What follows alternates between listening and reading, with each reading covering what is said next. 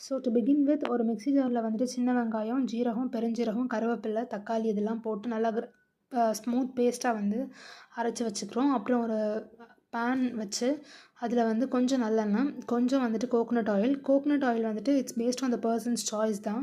ஏன்னா coconut oil பிடிக்குன்றதுனால நான் அதை ஆட் பண்ணேன்.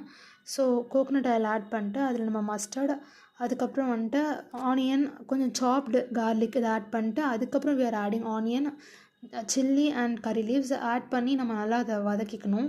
ஒன்ஸ் அது கொஞ்சம் கோல்டன் ப்ரௌனாக வந்ததுக்கப்புறம் we are adding ginger garlic paste into it. Ginger garlic paste ஒரு ஸ்பூன் ஆட் பண்ணி அது வந்து அதோட ரா ஸ்மெல் போகிற அளவுக்கு அதை குக் பண்ணிட்டு நம்ம ஆல்ரெடி கிரைண்ட் பண்ண பேஸ்ட்டையும் அதில் ஆட் பண்ணிக்கிறோம்.